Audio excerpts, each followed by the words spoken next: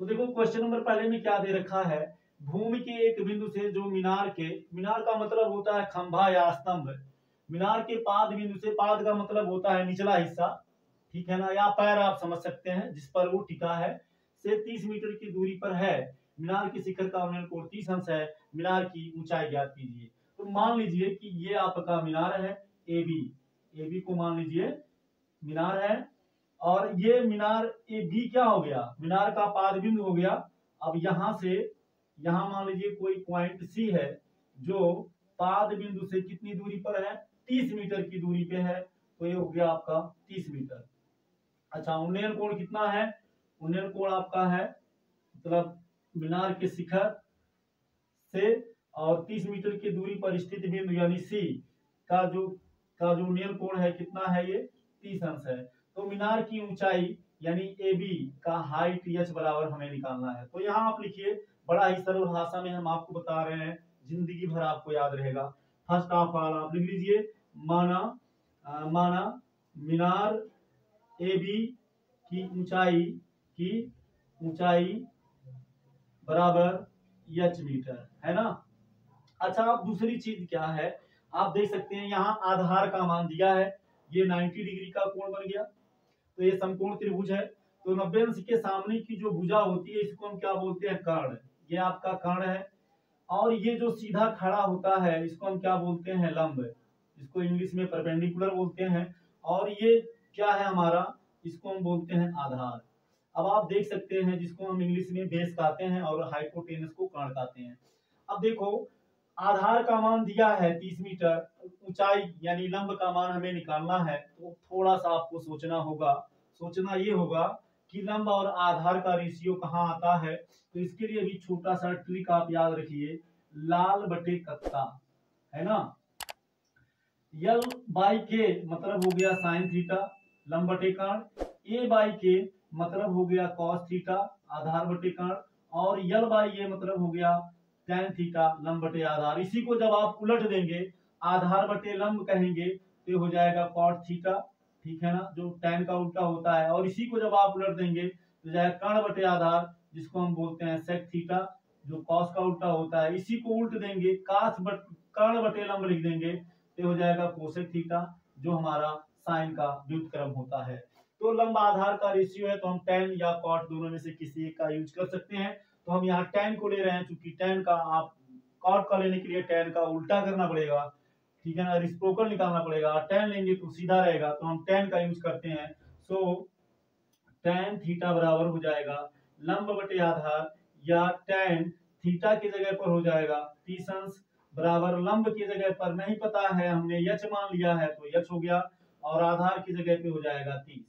देखो tan 30 अंश का मान होता है 1/√3 बराबर यच अपान 30। क्रॉस मल्टीप्लाई कर देंगे तो हमें मिलेगा यच इज इक्वल टू 30 यच का गुणा √3 में करेंगे तो हो जाएगा √3 इंटू यच बराबर 30 का गुणा 1 में करेंगे तो 30 हो जाएगा, या यच बराबर हो जाएगा 30 बटे √3 मीटर।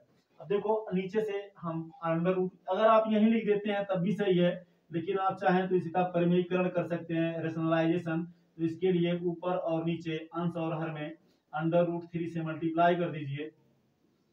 तो जब मल्टीप्लाई करेंगे तो आपको मिलेगा एच इज इक्वल टू 30 का मल्टीप्लाई 3 में करेंगे तो 30√3 अपान 30, 3 का 3 √3 का गुणा √3 में होगा। तो आप ये जानते हैं करड़ी में ए गुणे करड़ी में ए बराबर होता है ए, तो √3 का √3 में होगा तो 3 हो जाएगा, या 3 का 3 में होगा 9 होगा, तो 9 का स्क्वायर रूट आपका 3 होगा, तो ये हो जाएगा आपका 3 10 जा 30। तो या एच बराबर मिल जाएगा 10√3 मीटर। ये भी आपका आंसर सही है। लेकिन अगर आप चाहते हैं तो एच इज इक्वल टू लिख दीजिए 10 इंटू √3 का मान होता है 1.732, तो या एच बराबर हो जाएगा। अब देखो ये 10 दशमलव के बाद ये देखो एक जीरो है तो ये दशमलव यहाँ चला जाएगा, तो जाएगा 17.32 मीटर, और ये हो गया हमारा फाइनल आंसर, ठीक है ना। इसके बाद में हम आगे बढ़ते हैं, और आगे बढ़ने के बाद क्वेश्चन नंबर सेकेंड को देखते हैं। क्वेश्चन नंबर सेकेंड में दिया है मीनार के आधार से, तो मान लो ये आपका मीनार है, ये मान लीजिए ये मीनार है, ए बी एक आपका मीनार है। ठीक है ना। अब आधार मतलब बी, पॉइंट बी से कह रहा है आधार से और एक सरल रेखा में 4 मीटर और 9 मीटर की दूरी पर स्थित दो बिंदु। तो आप यहाँ से ऐसे चलिए और यहाँ से आप चले तो मान लो 4 मीटर है, फिर यहाँ आप पहुंच गए मान लीजिए 9 मीटर है। तो यहाँ से इसकी दूरी कितनी है 4 मीटर, और फिर यहाँ से इसकी दूरी कितनी है 9 मीटर। ध्यान दीजिएगा 4 मीटर और 9 मीटर की दूरी पर इसको आप मान लीजिए सी, इसको आप मान लीजिए डी। ठीक है ना। स्थित दूरी पर दो बिंदुओं से मीनार के शिखर का उन्नयन कोण। तो मीनार का शिखर आप इसको यहां से मिलाइए, है ना, फिर आप इसको यहां से मिलाइए। क्या है पूरक कोण है। पूरक कोण का मतलब अगर ये थीटा है तो ये आपका क्या है 90 माइनस थीटा। पूरक कोणों का योग 90 अंश के बराबर होता है। तो आप देख सकते हैं अगर 90 अंश माइनस थीटा में थीटा को जोड़ दें तो थीटा से थीटा कट जाएगा, 90 अंश पूरक कोण हो गया कि नहीं हो गया।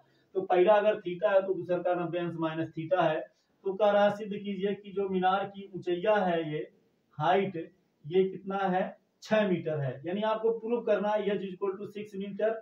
ये आपको क्या करना है प्रूव करना है। तो चलिए लगाने के बाद ही पता चलेगा। सीधे देखते हैं क्वेश्चन।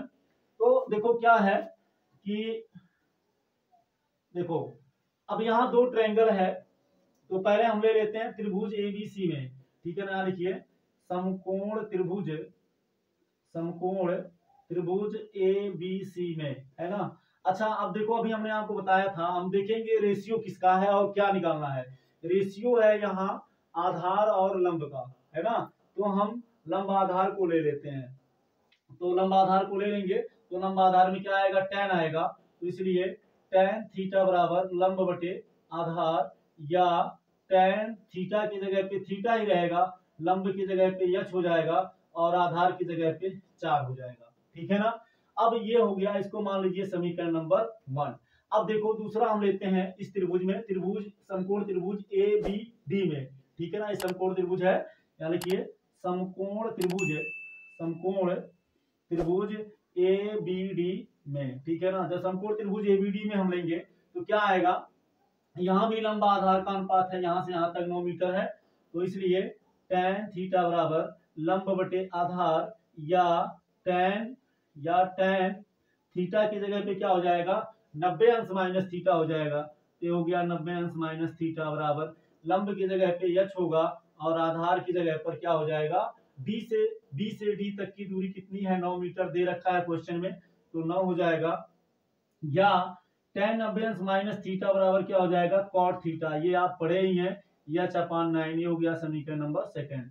अब क्या करिए 1 और 2 का गुणा कर दीजिए। ठीक है ना। यहाँ लिखिए समीकरण 1 गुणे समीकरण 2, है ना।